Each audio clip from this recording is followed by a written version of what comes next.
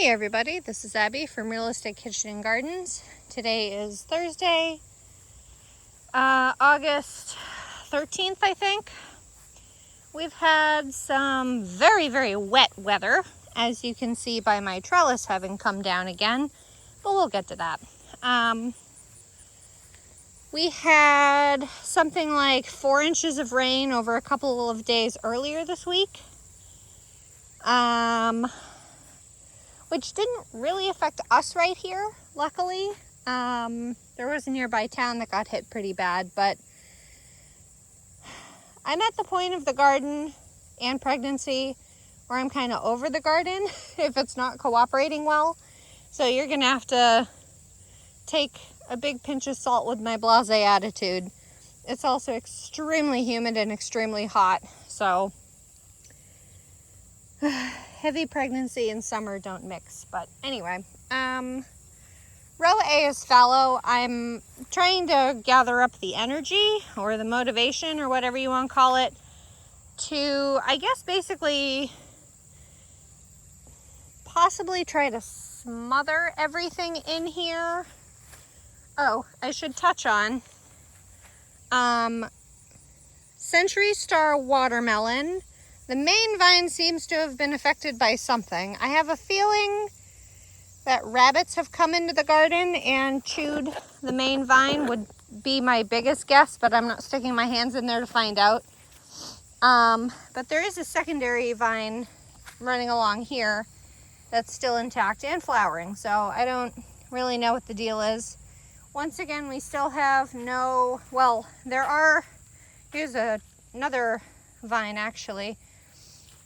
This is the main vine of Crimson Sweet watermelon, which I planted to be a pollinizer, but it's very dainty. It is opening, and I think that's a female flower. It's extremely small, so it's very stunted. But there are male flowers too, so if some act of God gets those things pollinated, fine. I'll take a watermelon, but I'm kind of assuming all my originally planted cucurbits to be dead and done. On the bright side, Florence is flowering, and I got a nice couple of blooms for a bouquet the other day. The radishes are having a great time. Those are definitely probably the most prolific thing in this row besides the wild grass. Cantaloupes are long dead. I don't know if that was a giant spider or a giant something else, but I'm not finding out. Again, with that soft soil, it's knocked this sunflower down because the roots weren't that deep, I guess. Which I thought sunflowers were fairly deeply rooted plants, but I guess not. This is Sonia sunflower. They look pretty good for a minute, and then they end up getting heavily nibbled by something, so Here's another set of them. This row is just shot. I don't know why I'm bothering. Volunteer lemon basil, more sunflowers. That one lavender I will either transplant or purposely keep alive, either way. Dill is quitting as well. This is Thalia dill. Look at the size of that flower head though. I never really cared for dill blooms, but they certainly have their use, obviously. The only living cucurbit is Ceres butternut squash. I see 1, 2, 3, 4, 5, 6, at least at this very moment, 6 good fruits, and it's starting to crawl into my path again, so I'm gonna have to trim those again. I did a little harvest on this butter crunch lettuce, which is kind of more on its way out than anywhere. Really. You've got a lot of nerve. This is Telegraph cucumber, which I reseeded after the devastation earlier in the year. Reseeded on June 25th. And I think I uncovered it 3 or so days ago. No, I can't remember when I uncovered it. But anyway, the very following day after it was uncovered, the entire top of the plant got nipped off. That's the stump. And apparently it feels good enough to flower. Or it's so desperate to save itself, it's trying to flower to reseed itself, which won't work. And Teddy Dill is finally really going to seed. I don't know why you look like that. God, you look awful. But up until this point, it's been nice and dense and bushy. So I will definitely grow that variety again. That variety is from Johnny's Seeds. I don't know if it's sold elsewhere. I haven't looked. Row B is still very fallow. Row C is Brussels and heading broccoli. We did get a little bit of washout. You'll see the worst of the washout up in the row where the cauliflower and cabbage and all that shit is. I think this is Franklin Brussels sprout, which I know is 125 days. So looking pretty good. I haven't had a chance. It's been raining so darn much. I haven't had a chance to respray it with BT, which is a bacteria for, look at all these tiny basil. What are you doing now? It's a little late. 125 days. The BT is for stomach toxin of caterpillar creatures, so once they eat it, looks like this one's been bothered again, which could again be slugs, or it could be actual cabbage moths. When I was over in when I was over in row A, I saw 2 different cabbage moths over here by the cucumbers, the volunteered cucumbers. Let's see, what is this tag? Blue ribbon broccoli. Ooh, this is gonna be a fun game. Where does the broccoli and the Brussels sprouts start? This, to me, growth habit wise, looks like a broccoli, so we're gonna stick it there. Thought I had more Brussels sprouts than that, but I guess not. So we're calling that blue ribbon broccoli. These guys look good. This is a Gurney's exclusive hybrid variety of heading broccoli that is, I think, 55 days from transplant. So they're lickety split. They look really good. I think these are like leaf minery type things, which like animal type wise, I have no idea what it is. I don't know if it's a worm or if it's a mite or what it is, but a lot of these broccolis look really good. I know for a fact there's an ant nest somewhere in this. Ants come in here all the time. I don't really care. They're just the tiny black ants. They run around like crazy, but that's about it. And the Dagan Brussels sprout tag lived, so we don't have to guess. This one looks pretty good, but the others are a little tiny. I need to pull all this grass out of the row again. It's more than halfway covering the path, excuse me. That looks more like a rabbit or something. I know I have rabbits. We have a rabbit hunting season here in Ohio. I think it starts in like September or October, so gonna assign my husband out here once that opens. We have so much property, we probably won't need a permit, but we certainly need those rabbits gone. Okay, row D. This is a groundbreaker mix with other random stuff mixed in, because what else is new? But the purposefully planted things are this daikon radish, which is in the brassica family, so you'll see it chewed up pretty good. Field peas and little tiny baby hairy vetch. This grass always comes in no matter how fast or slow I go. Oh, it's hot and bending is not good. the first of the like 5 sets of volunteer cucumbers. This, I'm pretty sure, based on its location from what I grew last year, is probably a summer dance. And I have seen female flowers on here, assuming something didn't nip it. Really? Gonna make a liar out of me?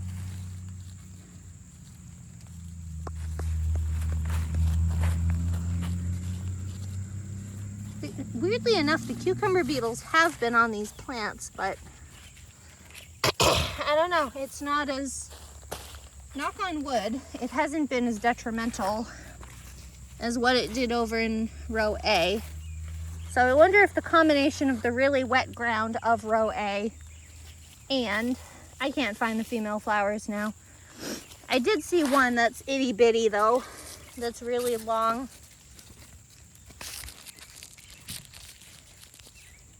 So that is like the tiniest little ovary, like it's the thought of a female flower. It's not a female flower yet.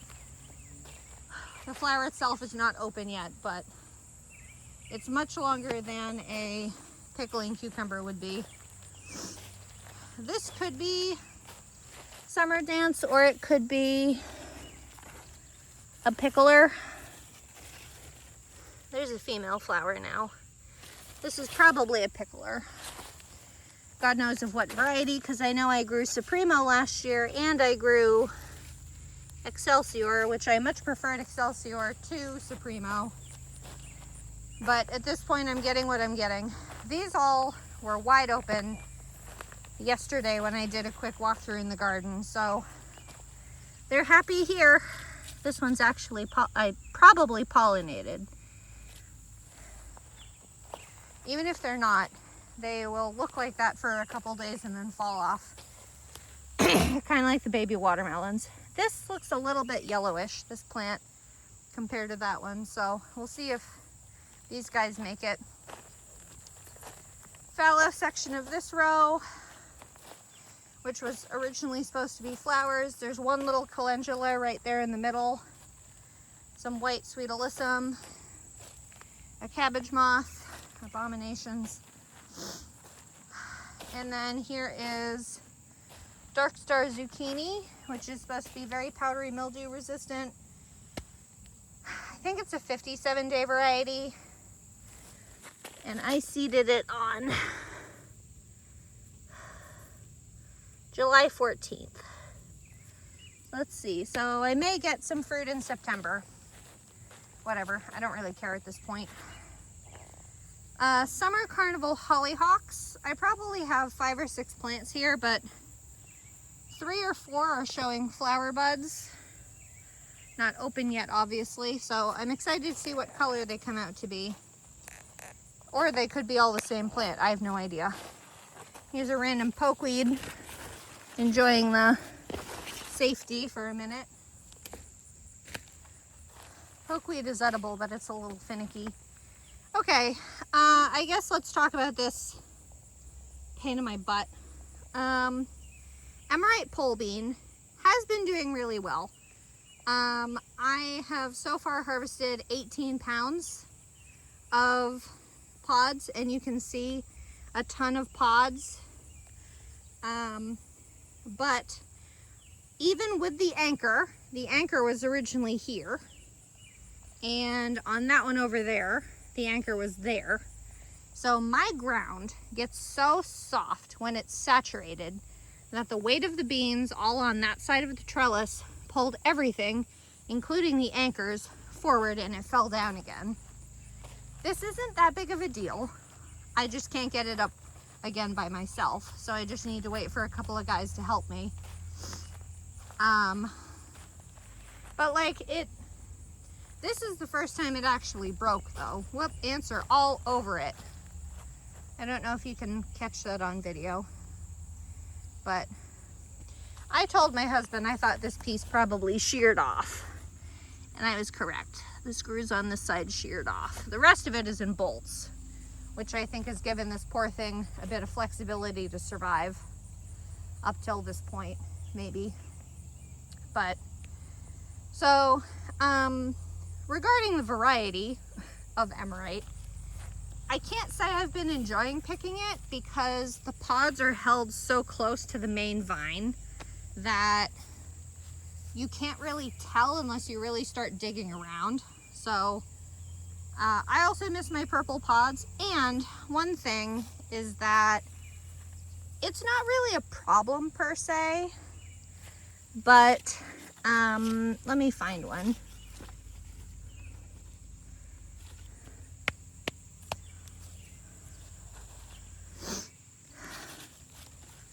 It's not giving me a good example, of course, now that I want one. But these beans are massively long. Way longer than you would think. Like most varieties, I feel like you look at it, that's a decent,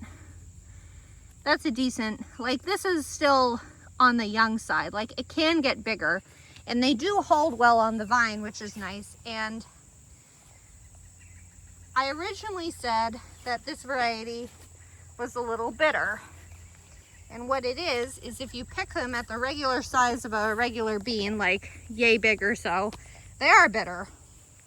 But you have to let them get 8-10 inches long to even get anything out of it that tastes decent.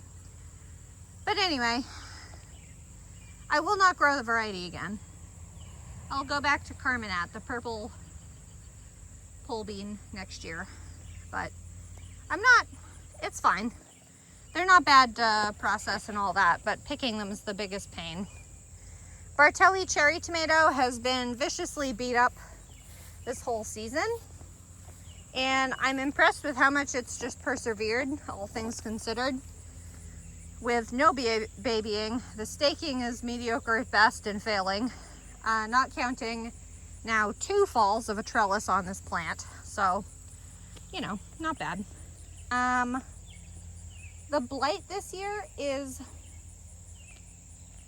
brutal on tomatoes, absolutely ridiculous. So I haven't been out here in a couple days because of all the rain. I think I'm stepping on an ant nest, and I think they're biting me. So if I start flailing, that's why. And I'm seeing the winged drones or whatever they are. They're nibbling me. But anyway, and a mosquito.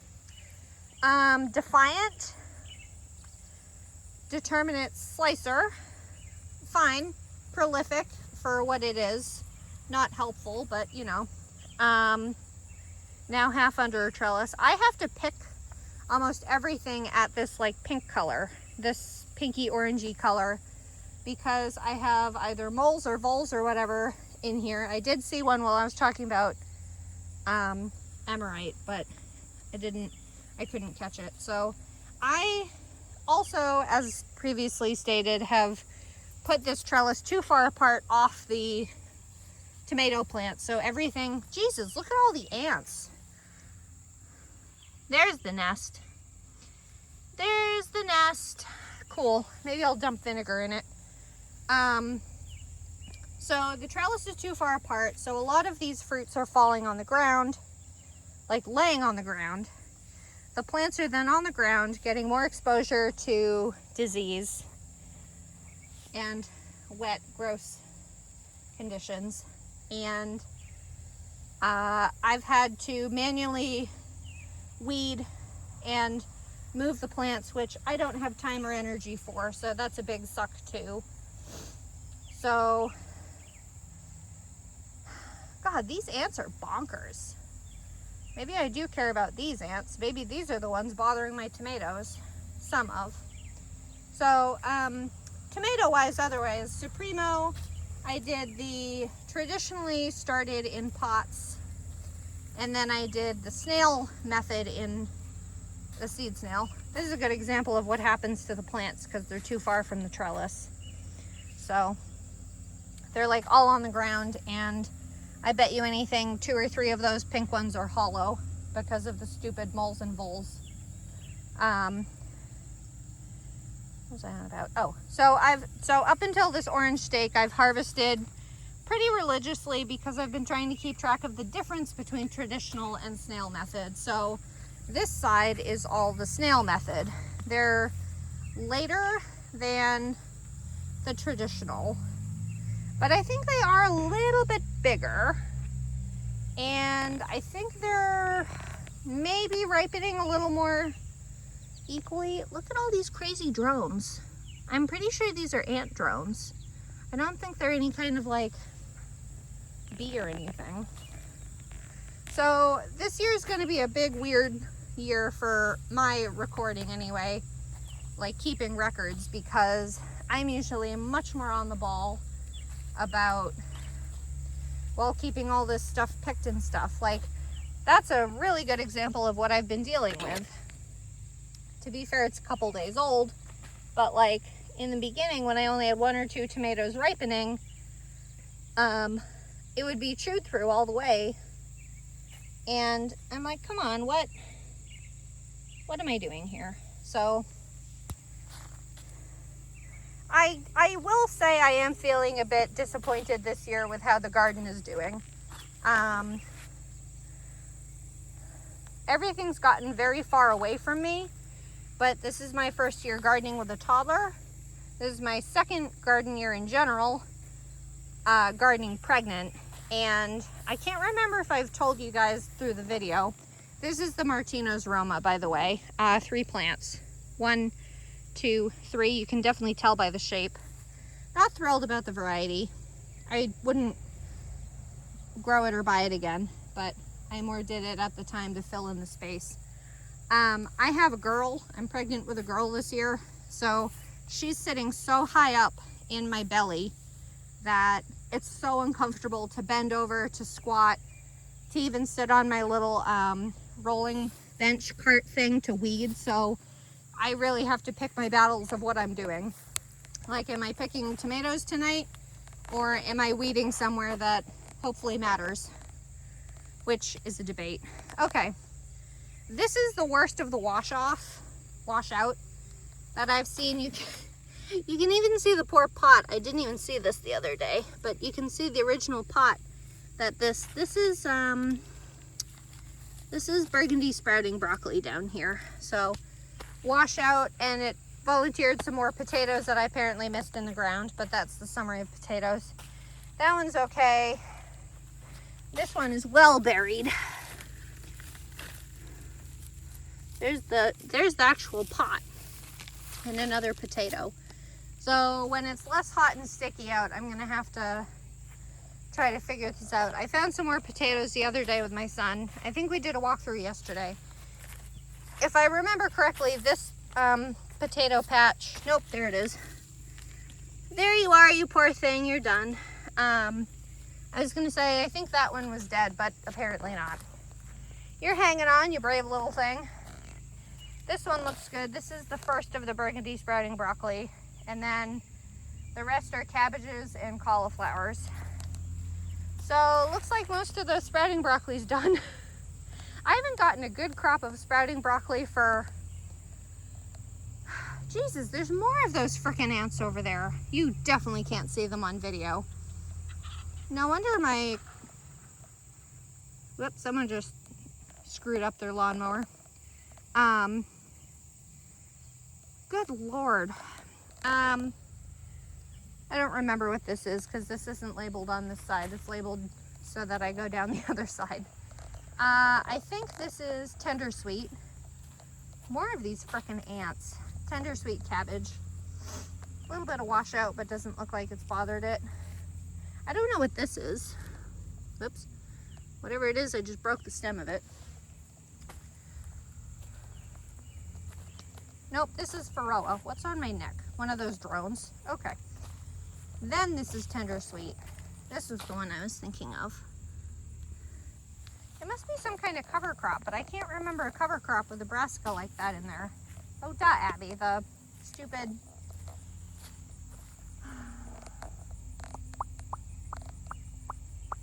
The radishes are brassicas. So there's the first tender sweet. They don't look bad. They look nibbled, but I need to put more BT on. And then this is cauliflowers. I'm definitely missing a tag somewhere along the line. I'm looking forward and I'm missing a tag. I don't think it's that because it's broken, which means it's from last year. So it's probably washed into the path. This one's very nibbled, but this one is a good example of a cauliflower. They're much more pointed leaves in comparison to Brussels sprouts that are short and wide. And what's the other one I'm thinking of? Broccoli, that's a little bit more oblong, but still somewhat uniformly shaped. There's the tag. It's just not in the right direction. These cauliflowers are a little bit mixed from my son helping me play. This is what I'm talking about. So you see the shape of the cauliflowers. This to me looks like a Brussels sprout, so we'll see what shows up. But hopefully it's supposed to rain again a lot this week. I think we're supposed to get another like 2 to 3 inches of rain this week. Hence why I'm not putting a lot of effort into the garden, because it's just gonna get washed out so bad and the trellis will fall over again and all that. By the way, the pole bean trellis next year and onward, I believe. I think I'm gonna do the cattle panel trellis for pole beans from now on, because that doesn't fall over. It takes a lot of T-posts, but at least it doesn't take a tumble. Okra.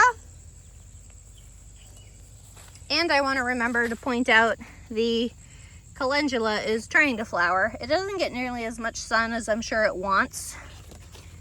I even have tomatoes over there. What the hell? The calendula is so late, it doesn't even matter. I haven't been harvesting my okra for a minute, so a lot of these are going to be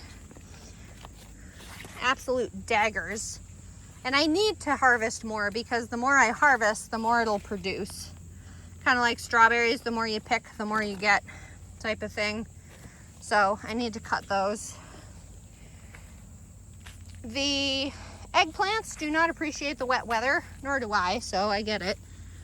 Pest-wise, they seem to have been doing okay. They're loaded with blooms. But I am getting my first couple pumpkin on a stick oranging up.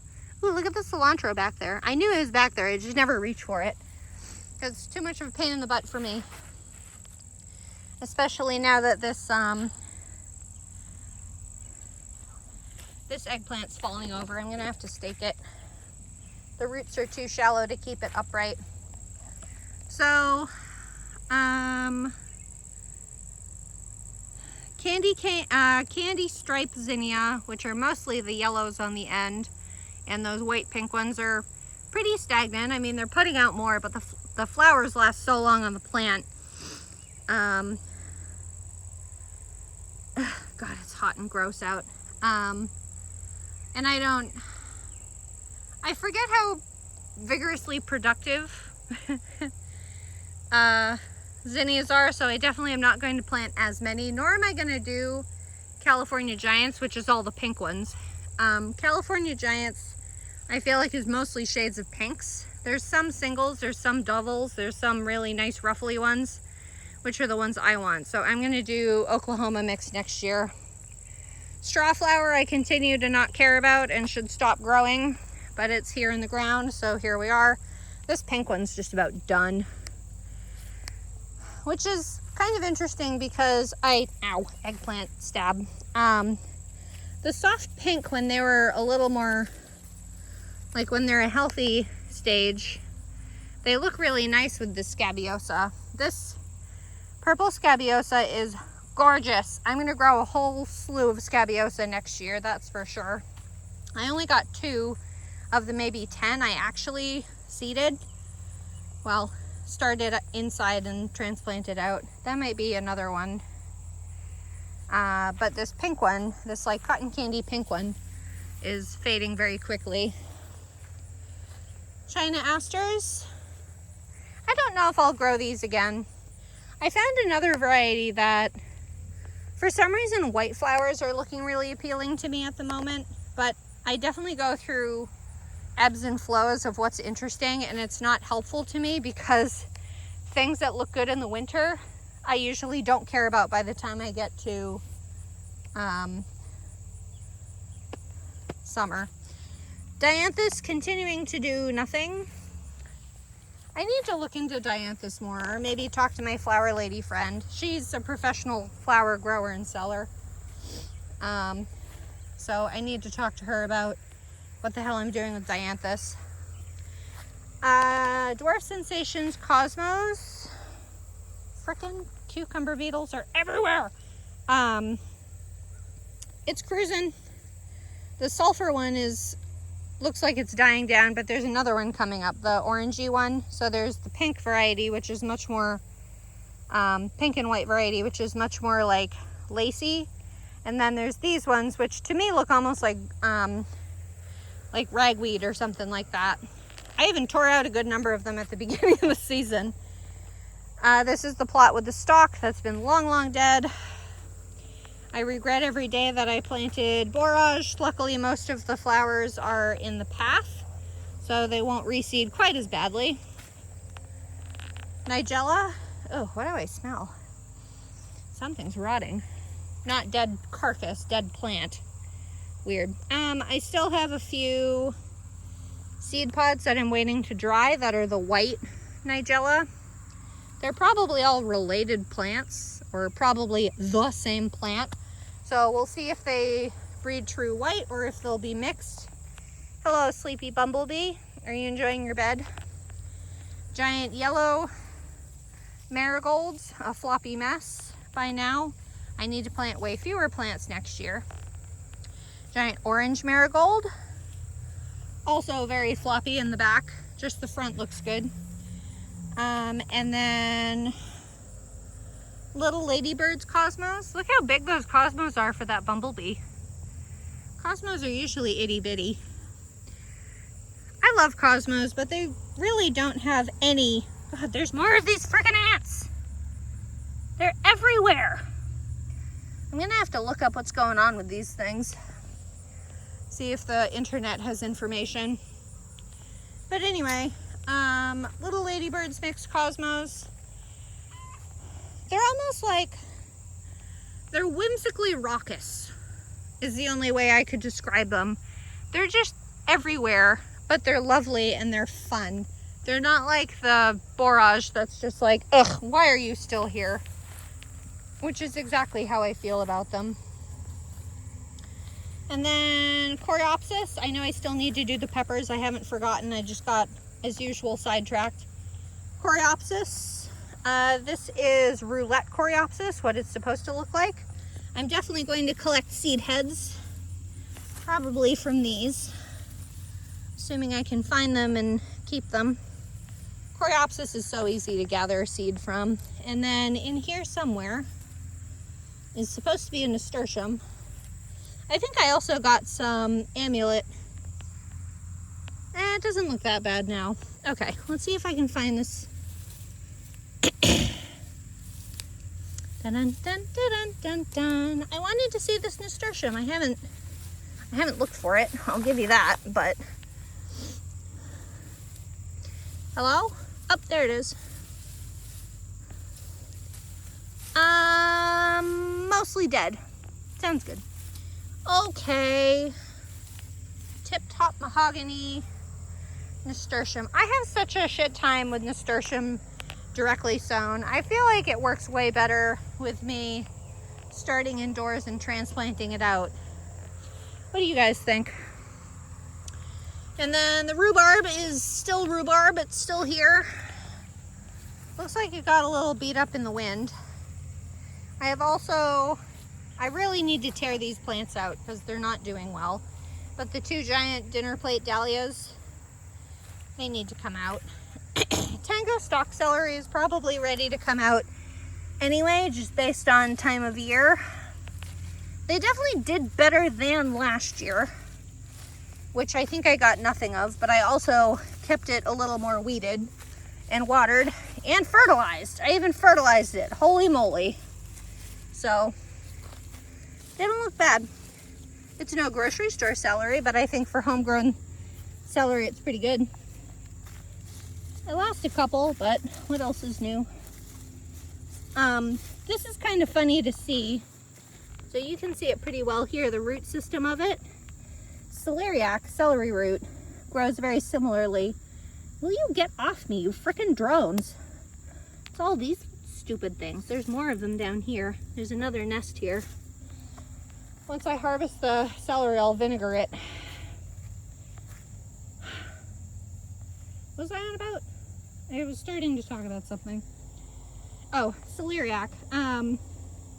Their roots are very like fine and hairy, and depending on how well you keep them watered, depends on how good the root looks. Like, they look gnarly anyway, but they completely failed even to germinate this year for me. So I'm getting fresh seed this year, and we'll try again because I really like it mixed in with mashed potatoes. It's a nice savory kind of feel for winter.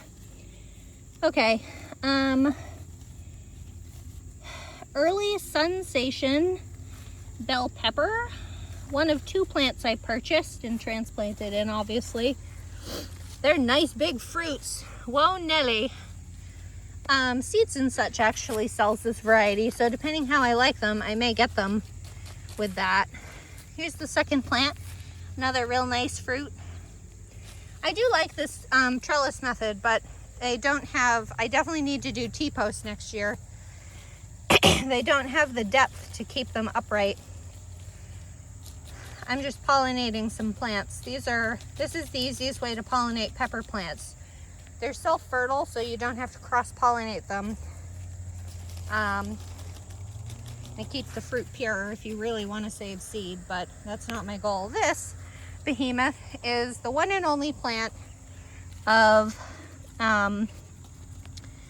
Mega Gold Whopper from Gurney's that I got from Sea. Holy moly!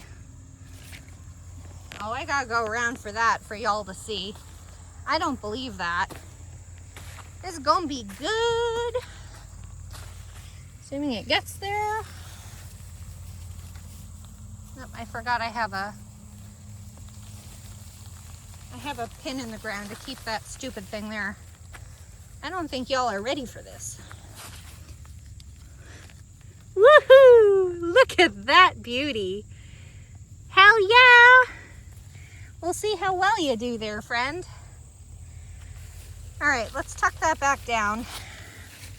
I have shade cloth on peppers, which always feels redundant to me because they are a summer crop, but if the ambient weather is really hot and it's really sunny out, it will cause sunburn because the hotter temperature like weakens the walls of the fruit, I guess.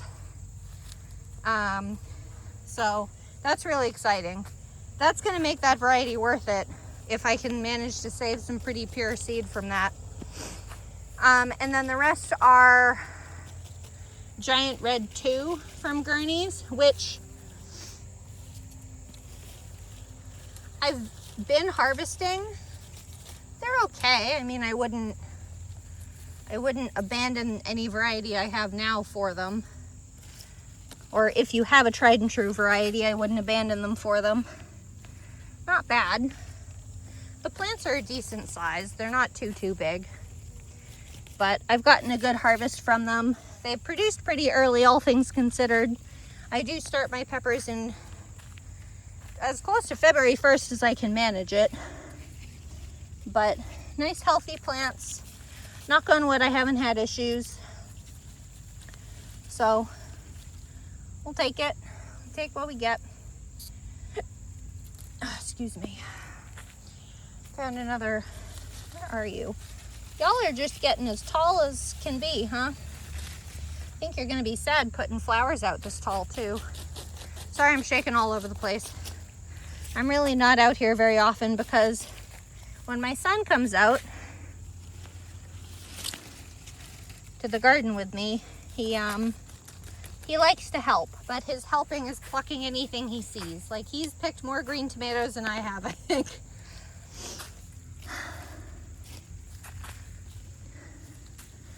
So, peppers are looking good this year. And we have these two plants that I have pickled some, and they're very productive, certainly. They're supposed to be sweet bananas, but I don't really believe the sweet banana nature of them. I think they're probably either a cross-pollinated or like a hot wax kind of thing. Hungarian wax, whatever you call them. And with that, I want to turn to look at my raunchy field. And I want you to see all the yellow. The yellow is goldenrod. And I recently just read a farmer's lore, which, as always, take it with a pinch of salt. Handful of salt. However much salt you want, take it with some salt. That when the goldenrod is blooming, you are 6 weeks away from